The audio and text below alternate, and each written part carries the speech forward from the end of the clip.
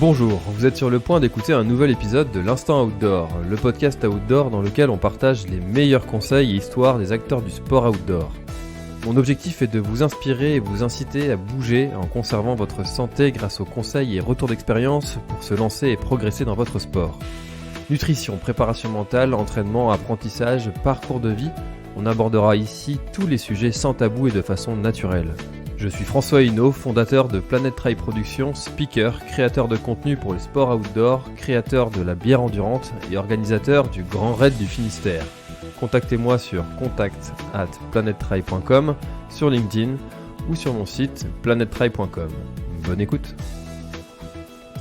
Salut, alors c'est le deuxième épisode de cette série Entrailles vers la TDS et aujourd'hui au programme on va parler de mon actualité un petit peu, c'est un peu l'objectif de ces podcasts mensuels, un par mois.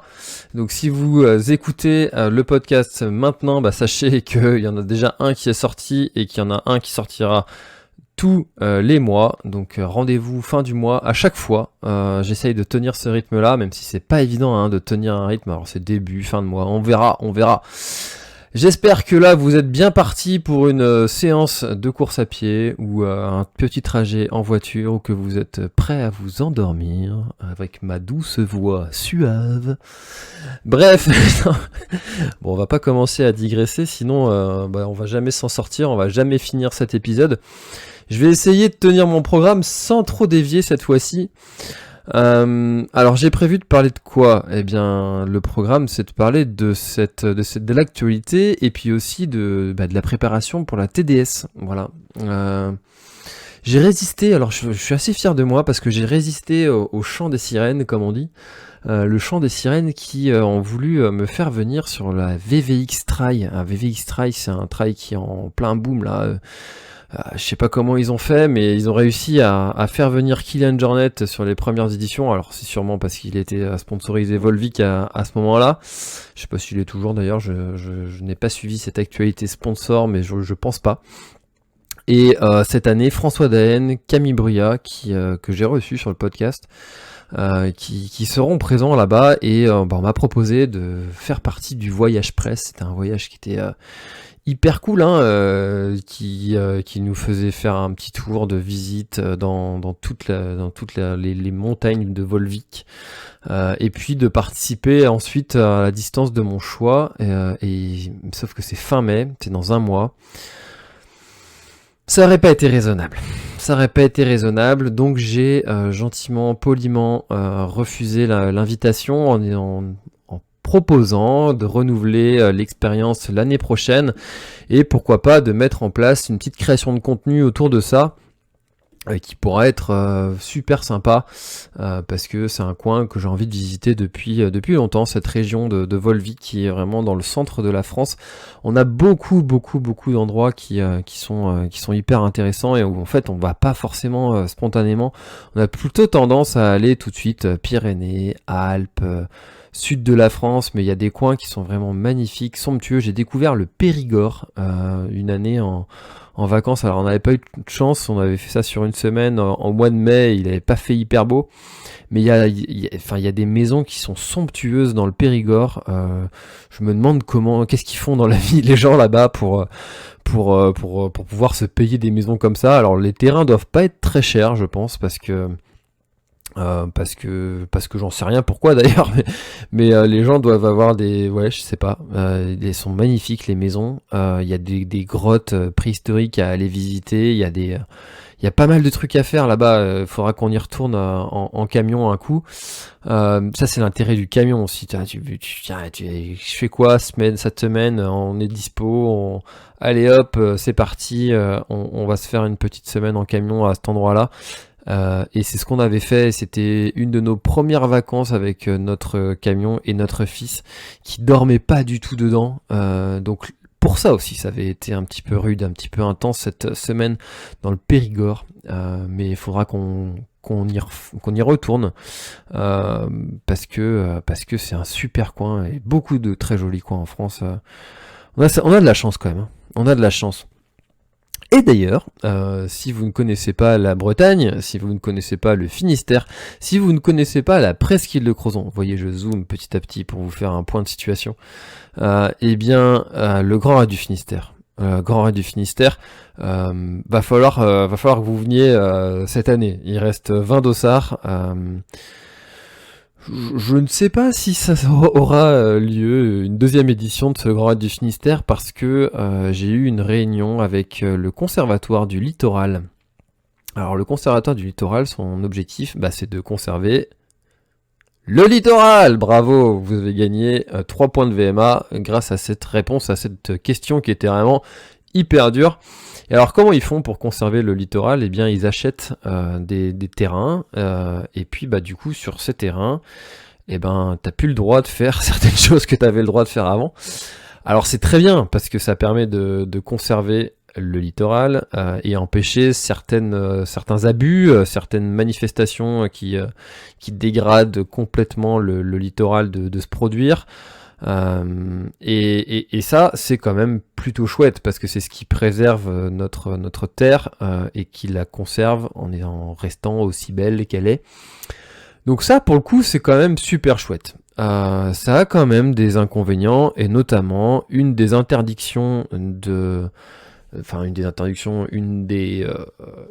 choses qui font que le conservateur du littoral va refuser qu'un événement se produise, eh bien, c'est d'avoir lieu la nuit. Sauf que faire le Grand Raid du Finistère, 166 km autour de la presqu'île de Crozon avec 4500 dénivelés positifs, faire ça entre 8h et 20h, eh bien, c'est impossible. Donc, cette année, comme on est 75 coureurs, maximum, eh bien l'autorisation va avoir, je pense que je vais l'avoir, même si à l'heure où je vous parle, je parle sans être certain, parce que maintenant les paroles s'envolent, les écrits restent, j'en ai fait les frais plusieurs fois avec des gens qui m'ont donné leur parole, mais qui ont une parole qui ne vaut pas grand chose et qui du coup m'ont fait prendre mes gardes maintenant sur les paroles qu'on me donne et que maintenant je suis méfiant. Je ne suis pas parano, non, mais je suis méfiant sur des paroles qu'on peut me donner. Donc je pense que cette édition pourra avoir lieu parce que j'ai eu un accord verbal sous certaines conditions, mais 75 coureurs ça passera.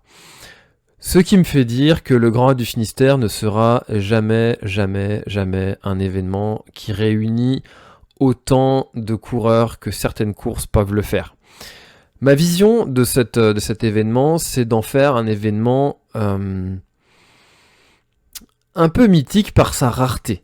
Il y a certaines courses, notamment aux États-Unis, je pense là à la Hard Rock, qui sont très prisés parce que justement il y a très peu de dossards disponibles. Alors je ne connais pas les raisons qui font que ces courses-là aux États-Unis notamment sont plutôt confidentielles, avec peu de coureurs, mais le Grand Raid du Finistère ce sera sûrement pareil.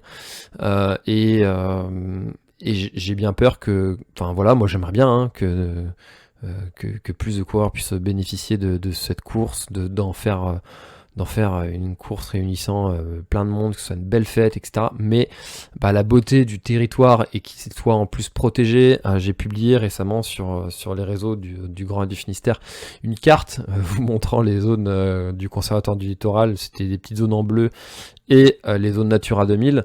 Et vous avez pu voir que en fait c'est quasiment la totalité du parcours.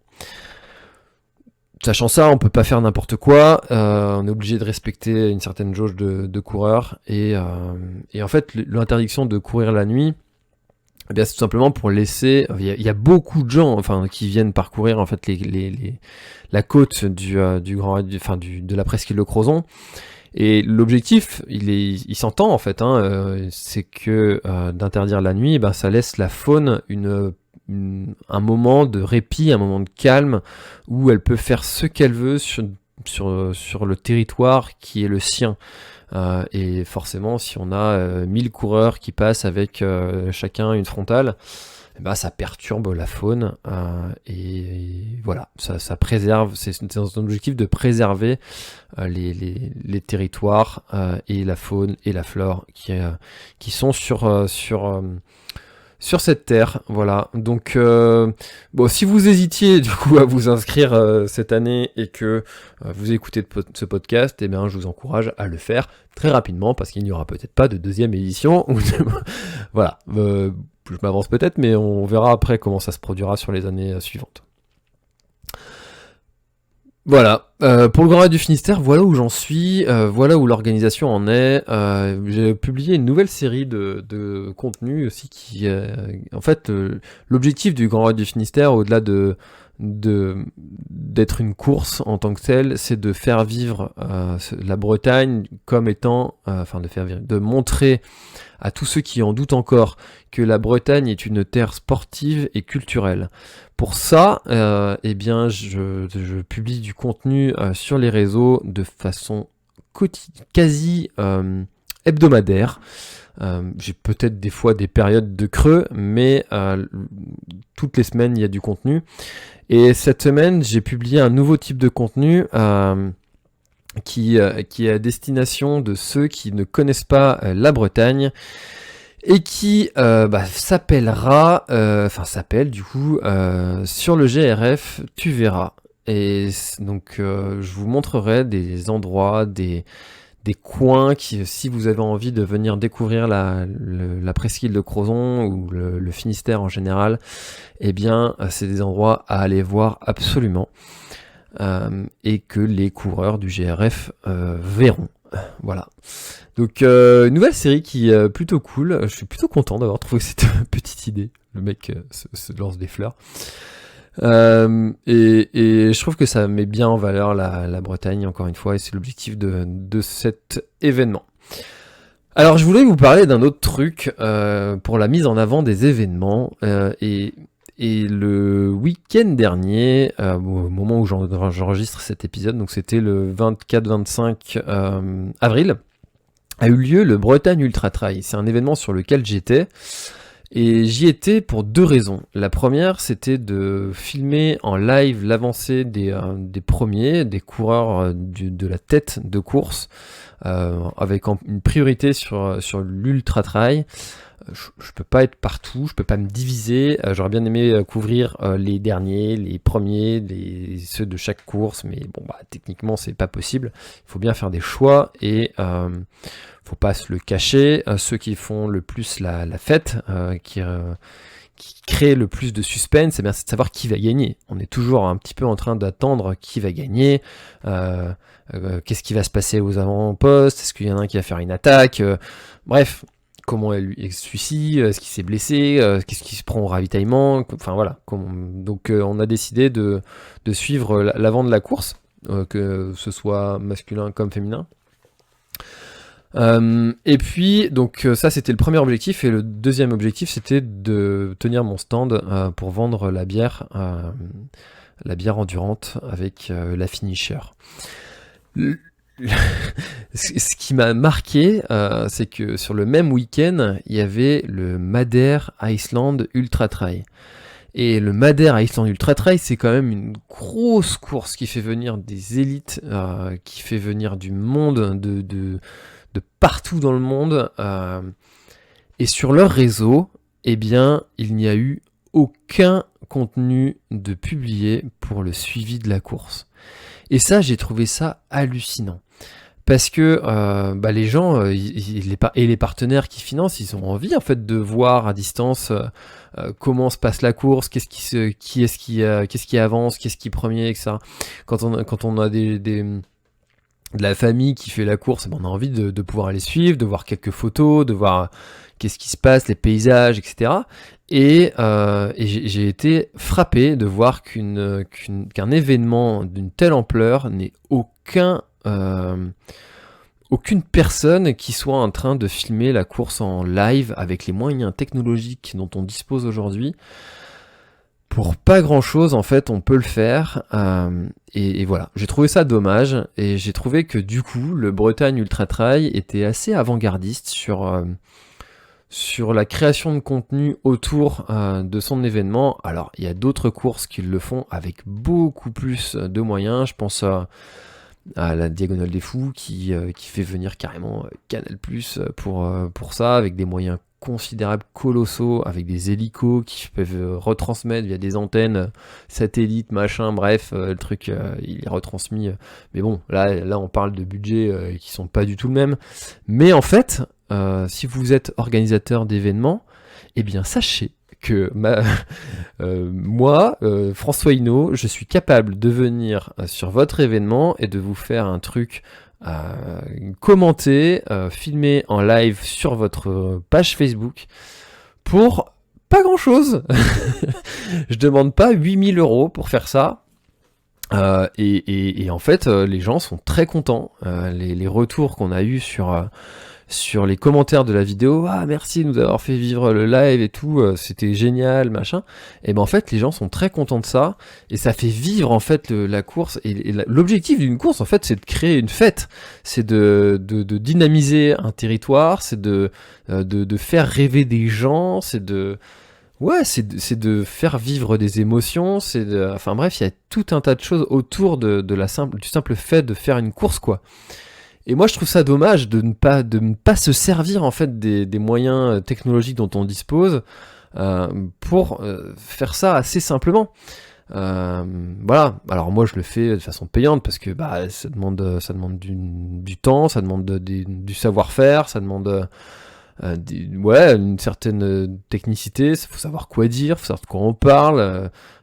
Mais en fait, si vous n'avez pas les moyens, vous placez 3-4 bénévoles avec leur smartphone qui ont accès à votre compte Facebook ou Instagram et puis ils font des lives de temps en temps quand ils voient des coureurs passer en leur posant 2-3 questions et voilà, il n'y a pas besoin de plus finalement, hein. Vous n'êtes pas obligé de prendre une presta payante. Mais je trouve dommage de ne pas le faire, surtout que ça apporte un truc un peu particulier à la course et de la faire vivre comme ça. Bon, ouais, voilà. C'était un petit peu mon peut-être mon coup de gueule / message aux organisateurs. Voilà.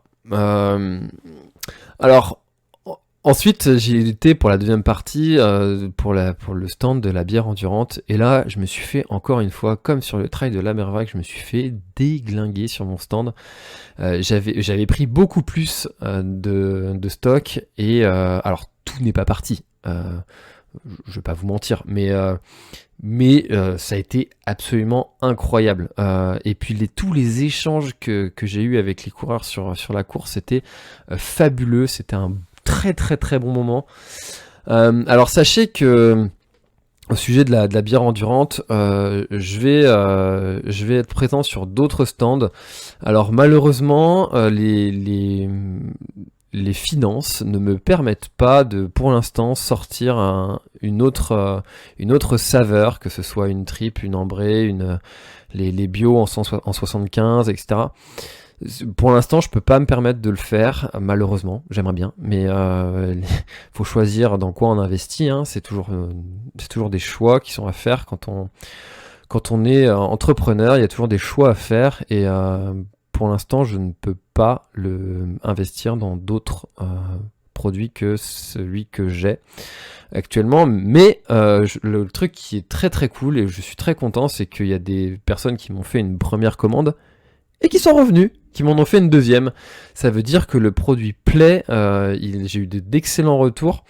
Donc sachez que je peux vous livrer, donc il y a un lien dans la description où vous pourrez commander. N'hésitez pas à faire des commandes groupées, demandez à quelques potes si ça les intéresse, comme ça ça diminue les frais de livraison.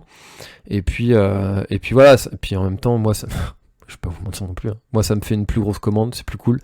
Donc n'hésitez pas à en parler autour de vous, faites une commande groupée et puis même pour votre club, dites-moi, envoyez-moi un message disant voilà, dans mon club on aimerait bien t'en commander tant, je peux peut-être aussi vous proposer un tarif s'il y a une commande importante.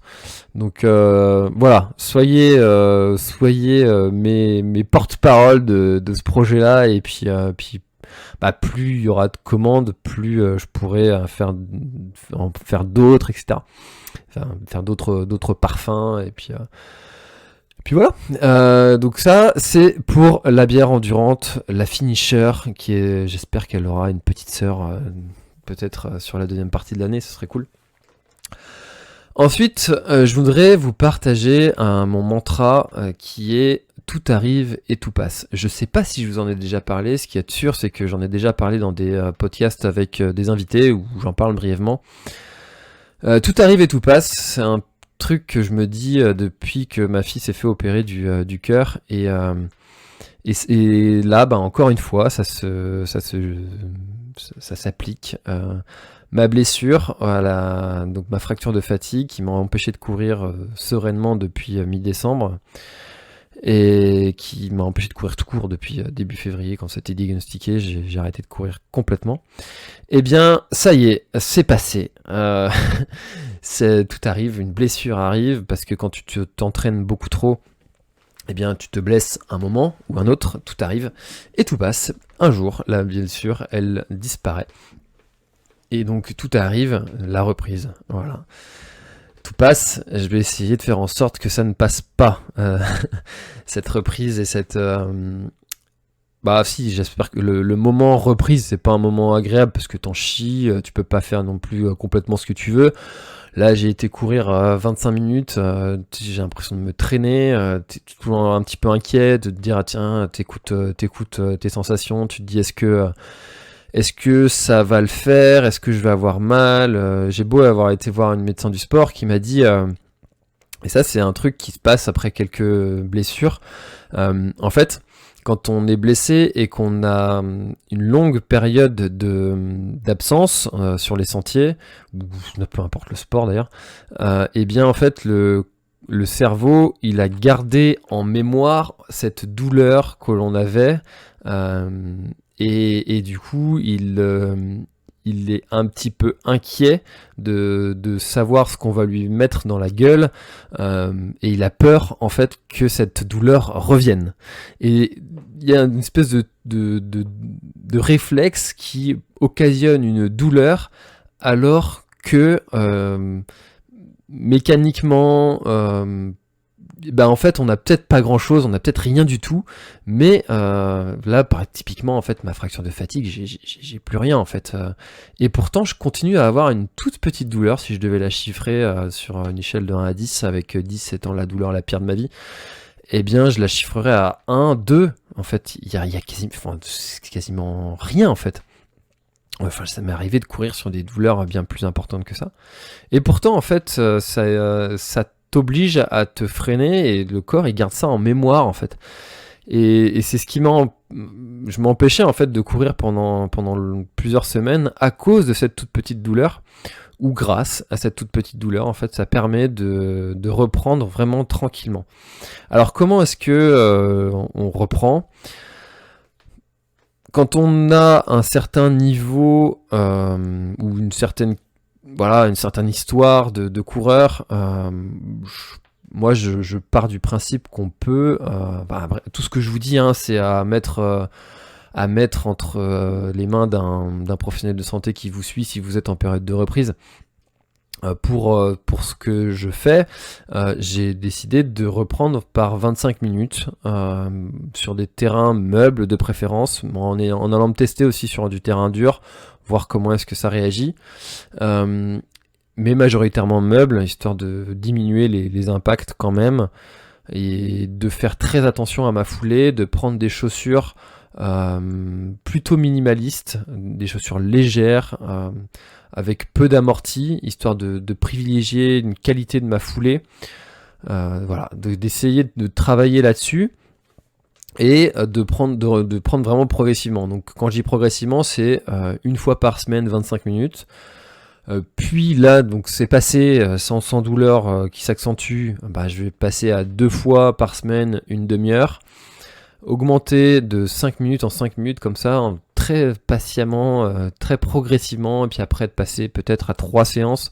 sachant que je conserve les 3 séances de CrossFit par semaine, Donc ça va faire quand même pas mal de sport dans la semaine, ça va faire au final 3 séances à la fin si je peux arriver d'ici 2 mois et demi à 3 séances de CrossFit dans la semaine, plus 3 séances de course à pied d'environ 1 heure, et bien voilà, ce sera la victoire, et c'est l'objectif. Là, on est fin avril au moment où j'enregistre. Dans 2 mois et demi à peu près, ouais, 2 mois, 2 bons mois, il y a les 34 km de l'ultramarin, donc la ronde des douaniers, à faire avec ma femme. Donc ça, ce sera un travail que je ferai à la cool, enfin si elle veut bien de moi, à me supporter sur un trail. C'est pas évident de courir à deux comme ça quand t'as pas le même niveau.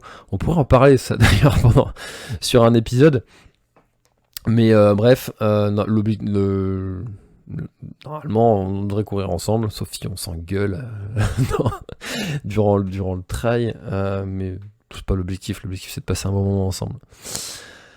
Donc voilà comment se passe la reprise, comment se passe la fin de la blessure, et ça c'est vraiment super cool parce qu'on est quand même à un moment où il fait beau, où on a envie de parcourir les sentiers, de fouler comme ça les terrains, et mine de rien, eh bien la TDS, eh ben, ça va arriver vite, ça arrive bientôt, et il va falloir quand même borner, il va falloir faire des séances de côte, il va falloir se bouffer du vélo sur plusieurs dizaines de kilomètres et plusieurs heures, parce qu'un ultra ça se prépare.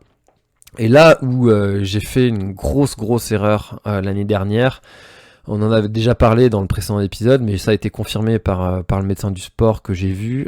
Et bien en fait, c'est que j'ai une faculté à ne pas m'écouter, même si c'est quelque chose que je répète dans tous les podcasts, peut-être dans beaucoup de vidéos, c'est écoutez-vous, écoutez votre corps, il vous donne des signaux, blablabla.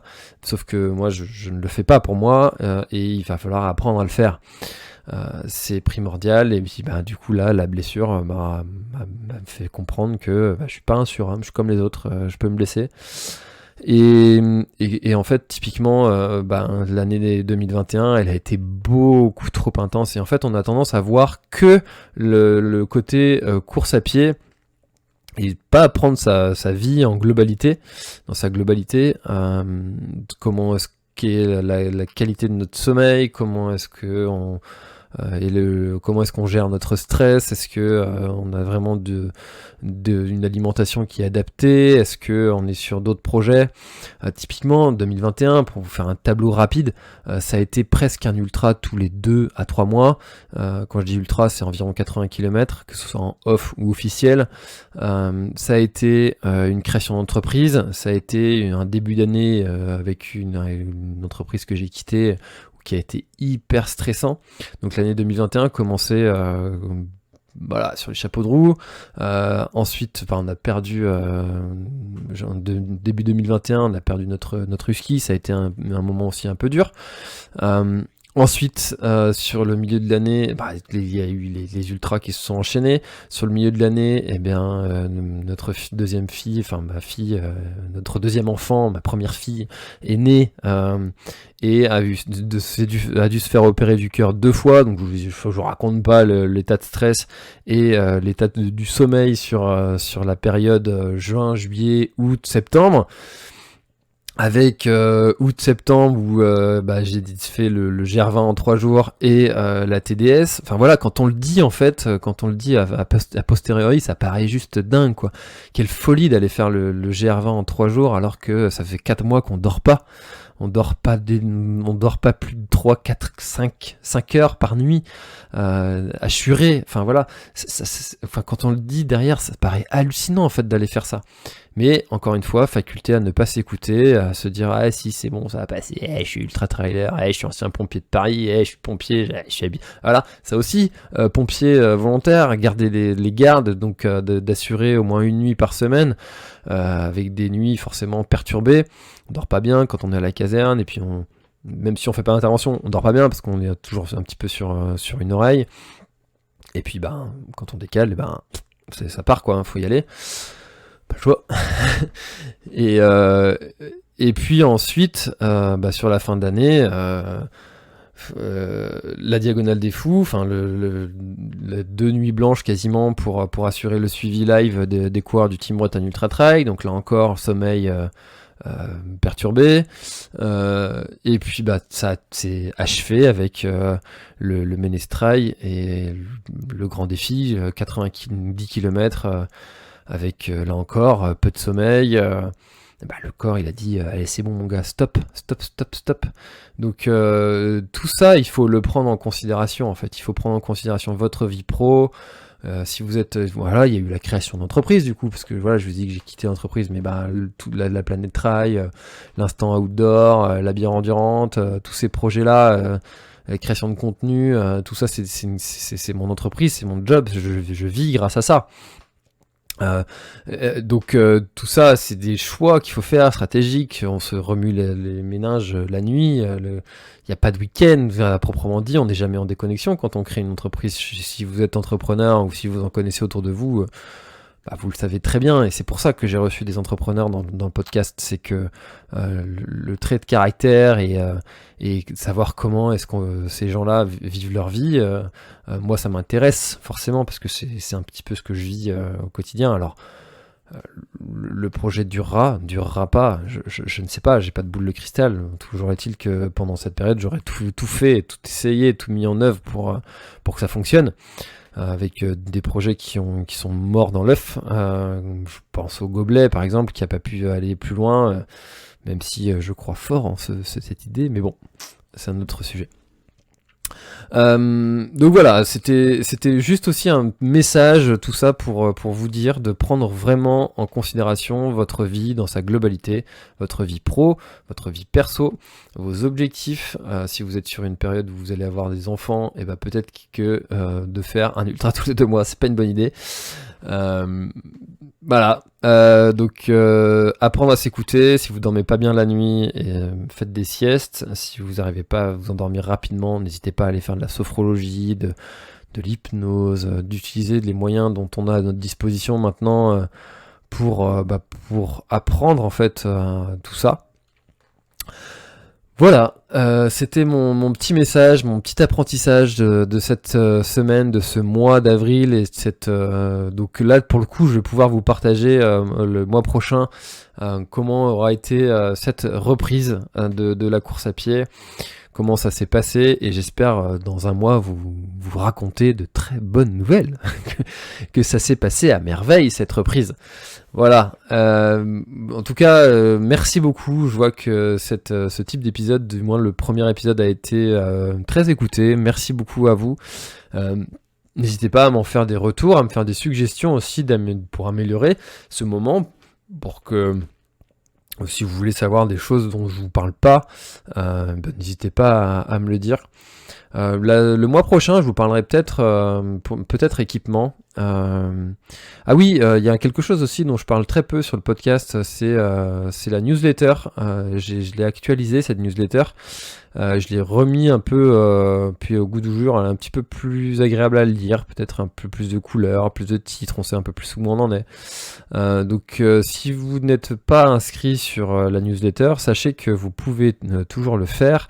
Vous tapez sur mon site planettrail.com/email et en plus il y a plein de petits cadeaux, mon livre Comment choisir ses chaussures qui vous sont offerts avec pas mal de types de séances. Enfin voilà, il y a tout un kit de contenu qui est offert avec ça. Donc et toutes les semaines en fait je vous partage mes petites découvertes matos,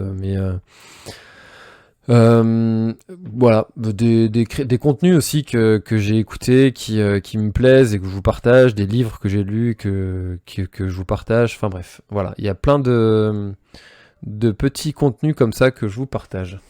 Allez, bonne journée, à bientôt. Merci d'avoir écouté cet épisode de l'Instant Outdoor. J'espère qu'il vous a plu. Si c'est le cas, même si ce n'est pas le cas, abonnez-vous pour ne rater aucun épisode. Parlez-en autour de vous et laissez-moi un commentaire sympathique sur Apple Podcast, c'est ce qui m'aide le plus à remonter dans les classements.